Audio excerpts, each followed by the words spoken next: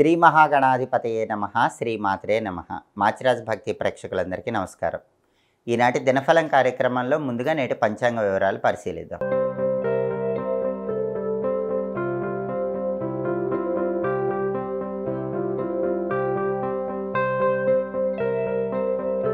October 2 బుధవారం దినఫలాన్ని పరిశీలిస్తే అమావాస్య రాత్రి 12 గంటల 19 నిమిషాల వరకు ఉంది.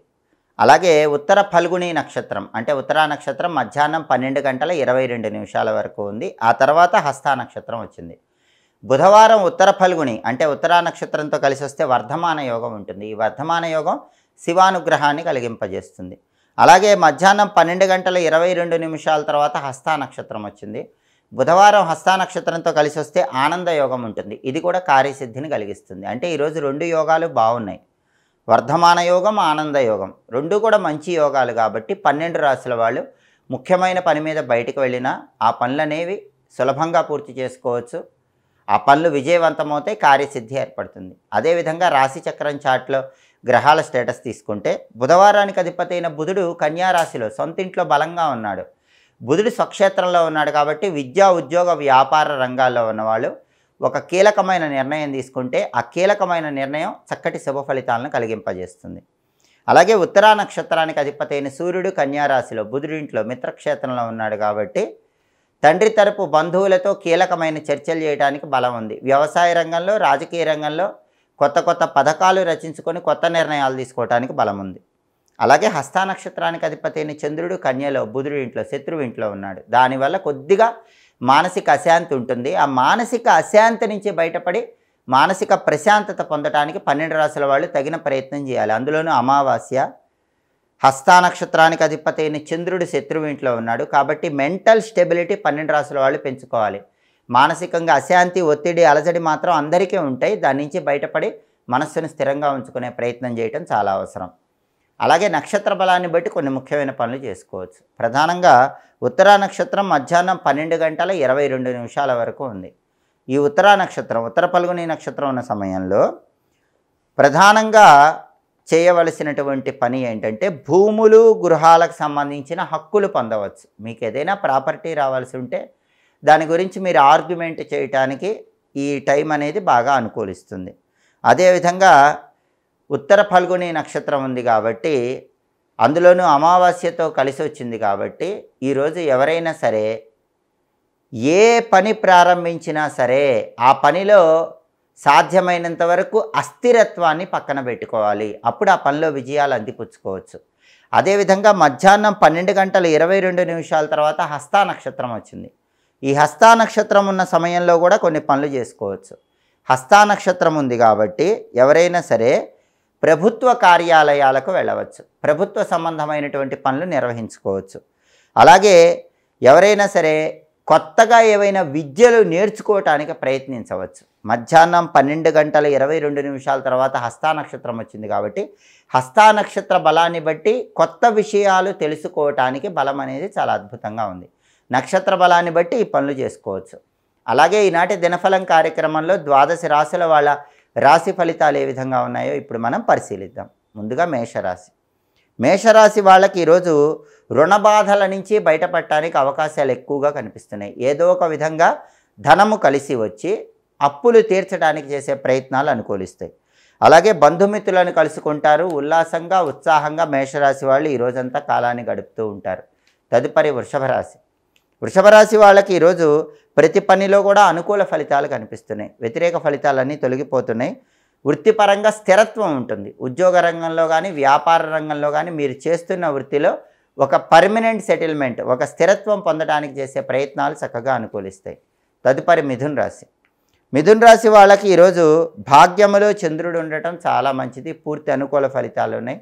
భాగ్యస్థానంలో చంద్రుడి సంచారం వల్ల ధనపరమైనటువంటి ప్రయోజనాలు మిథున రాశి వాళ్ళకి చేకూరుతాయి. భాగ్యంలో చంద్రుడి వల్ల సాఫ్ట్వేర్ రంగంలో ఉన్న మిథున రాశి వాళ్ళకి అద్భుతమైన ప్రయోజనాలు చేకూరుతాయి. భాగ్యంలో ఉన్న చంద్రుడి వల్ల లక్ష్మీ కటాక్షం కలిగి ఆదాయ మార్గాలు కూడా మిథున రాశి వాళ్ళకి పెరిగే సూచనలు ఎక్కువగా ఉన్నాయి. తదుపరి కర్కాటక రాశి. కర్కాటక రాశి వాళ్ళకి ఈరోజు ప్రధానంగా శారీరక శ్రమ ఎక్కువగా ఉంటుంది. ఆ శారీరక శ్రమ, పని ఒత్తిడి దాని నుంచి బయటపడే ప్రయత్నం చేయాలి. కుటుంబ కలహాలు కొద్దిగా చికాకును కలిగింపజేస్తూ ఉంటాయి. కాబట్టి కుటుంబ సభ్యులతో మాట్లాడేటప్పుడు, వాళ్ళతో వ్యవహరించేటప్పుడు గొడవలు రాకుండా తగినంత అప్రమత్తంగా వ్యవహరించడం కర్కాటక రాశి వాళ్ళకి చాలా అవసరం. తదుపరి సింహరాశి. సింహరాశి వాళ్ళకి ఈరోజు ఏ పని ప్రారంభించినా సరే ఆ పనిలో విఘ్నాలు ఎక్కువగా ఎదురయ్యే సూచనలు ఉన్నాయి. కాబట్టి విఘ్నాలు అధిగమించడానికి విఘ్ననాయకుడైన గణపతిని స్మరించుకొని పనులు చేసుకోవాలి. అలాగే కొన్ని వ్యవహారాల్లో మానసిక ఒత్తిళ్ళు, ఆందోళనలు సింహరాశి వాళ్ళకి ఎక్కువగా ఉంటాయి. అటువంటప్పుడు మనోధైర్యంతో, ఆత్మవిశ్వాసంతో ముందడుగు వేయటం ద్వారా ఆ ఆటంకాలు, ఆందోళనలు వాటన్నిటి నుంచి సులభంగా బయటపడవచ్చు. తదుపరి కన్యారాశి. కన్యారాశి వాళ్ళకి ఈరోజు వృత్తిపరంగా చాలా అద్భుతమైన ఫలితాలు కనిపిస్తున్నాయి. ఉద్యోగ రంగంలో కానీ, వ్యాపార రంగంలో కానీ ఆశించిన దానికంటే ఎక్కువ ప్రయోజనాలు చేకూరతాయి. ధనలాభం కలిగే సూచనలు కూడా కన్యారాశి వాళ్ళకి కనిపిస్తున్నాయి. అనేక మార్గాల్లో ధనం సంపాదించడానికి చేసే ప్రయత్నాలు చాలా చక్కగా అనుకూలిస్తాయి. తదుపరి తులారాశి. తులారాశి వాళ్ళకి ఈరోజు ధన నష్టం కలిగే సూచనలు ఉన్నాయి. కాబట్టి ధనాన్ని ఖర్చు పెట్టేటప్పుడు 1కి 10 సార్లు ఆలోచించి జాగ్రత్తగా ధనాన్ని ఖర్చు చేసుకోవాలి.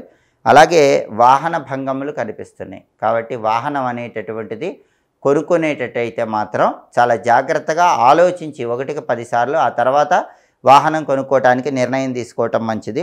అదేవిధంగా దగ్గర బంధువులకి అనారోగ్య సమస్యలు ఏర్పడటం వల్ల ఆ దగ్గరి బంధువుల అనారోగ్య సమస్యలు కూడా కొద్దిగా తులారాశి వాళ్ళని ఈరోజు చికాకుకు గురి చేసేటటువంటి సూచనలు కనిపిస్తున్నాయి. అటువంటప్పుడు మనస్థిమితంతో, మనోధైర్యంతో ముందడుగు వేసే ప్రయత్నం చేయాలి. తదుపరి వృశ్చిక రాశి. వృశ్చిక రాశి వాళ్ళకి ఈరోజు ప్రధానంగా భగవంతుడి విశేషమైన అనుగ్రహం ఉంటుంది, గురుబలం ఉంటుంది. దానివల్ల తలపెట్టిన పనులన్నీ దిగ్విజయంగా పూర్తి చేయగలుగుతారు, కార్యసిద్ధి ఏర్పడుతుంది. తదుపరి ధనుస్సు రాశి. ధనుస్సు రాశి వాళ్ళకి ఈరోజు మేనమామ వల్ల మంచి ప్రయోజనాలు కనిపిస్తున్నాయి. తల్లి వైపు బంధువుల వల్ల మంచి ప్రయోజనాలు చేకూరతాయి. ప్రతి పనిలో కూడా సుఖము, శాంతి, సౌఖ్యము లభిస్తాయి. జీవితంలో అభివృద్ధి సాధించడానికి చేసే ప్రయత్నాలన్నీ ఈరోజు ధనుసు రాశి వాళ్ళకి చక్కగా అనుకూలిస్తాయి. తదుపరి మకర రాశి. మకర రాశి వాళ్ళకి ఈరోజు శారీరక శ్రమ కనిపిస్తోంది. కాబట్టి ఆ శారీరక శ్రమ, పని ఒత్తిడి అదుపులో ఉంచుకునే ప్రయత్నం చేయాలి. కొన్ని వ్యవహారాల్లో ఆకస్మిక ఆపదలు ఎదురవుతాయి. అయినప్పటికీ మనోధైర్యంతో, ఆత్మవిశ్వాసంతో, మీ తెలివితేటలతో ఆ ఆకస్మిక సమస్యల నుంచి బయటపడగలుగుతారు. తదుపరి కుంభరాశి.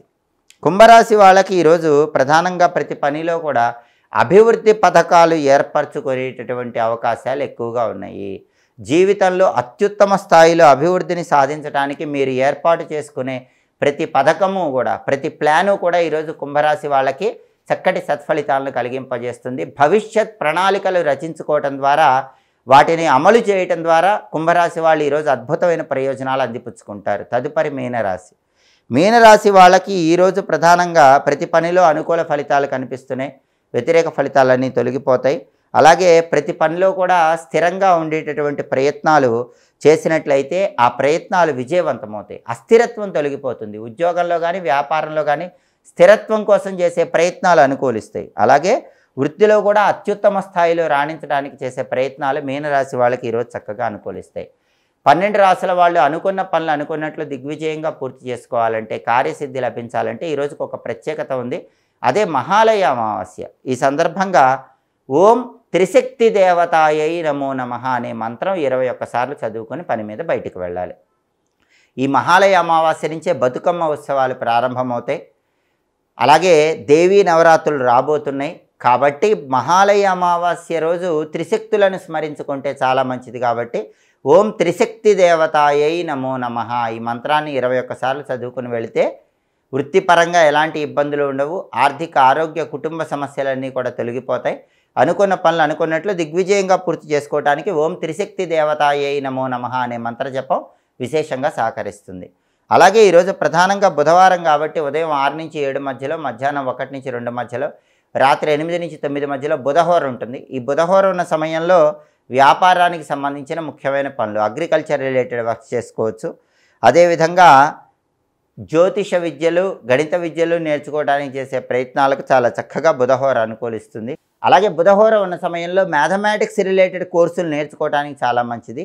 ఎదుటి వాళ్ళతో రాయబారాలు నడపడానికి కూడా బుధహోర అనేది విశేషంగా సహకరిస్తుంది. అదేవిధంగా వ్యాపారం చేసేవాళ్ళు, బంగారం వ్యాపారం కానీ, వస్త్ర వ్యాపారం కానీ చేసేవాళ్ళు ఉన్నట్లయితే ఆ వ్యాపారాల్లో కీలకమైన నిర్ణయాలు తీసుకోవడానికి కూడా బుధహోర విశేషంగా అనుకూలిస్తుంది. హోరాకాలాన్ని బట్టి పనులు చేసుకుంటే చక్కటి శుభ ఫలితాలు సిద్ధింపజేసుకోవచ్చు. ఇవి ఈనాటి దినఫలం కార్యక్రమంలో ముఖ్యమైన అంశాలు. మళ్ళీ తదుపరి దినఫలం కార్యక్రమంలో తిరిగి కలుసుకుందాం. ప్రతిరోజు కూడా దినఫలంలో ద్వాదశ రాశుల వాళ్ళ రాశి ఫలితాలు తెలుసుకోవాలన్నా, నక్షత్రం బట్టి ఎలాంటి పనులు చేయవచ్చో వాటి గురించి పూర్తిగా తెలుసుకోవాలన్నా, అలాగే ఆ రోజుకున్న యోగాన్ని బట్టి పని మీద బయటికి వెళ్ళేటప్పుడు ఎలాంటి పరిహారం పాటిస్తే అనుకూల ఫలితాలు వస్తాయో తెలుసుకోవాలనుకున్న మా మాచిరాజ భక్తి ఛానల్ని తప్పకుండా చూడండి. మా వీడియోస్ మీకు నచ్చినట్లయితే మా ఛానల్ని లైక్ చేయండి, కామెంట్ చేయండి. మా ఛానల్ వీడియోస్ 10 మంది మిత్రులకు షేర్ చేయండి. మా ఛానల్ని సబ్స్క్రైబ్ చేసుకోండి. పక్కనున్న బెల్ సింబల్ నొక్కటం మాత్రం మర్చిపోకండి. సర్వే జనాః సుఖినో భవంతు. స్వస్తి.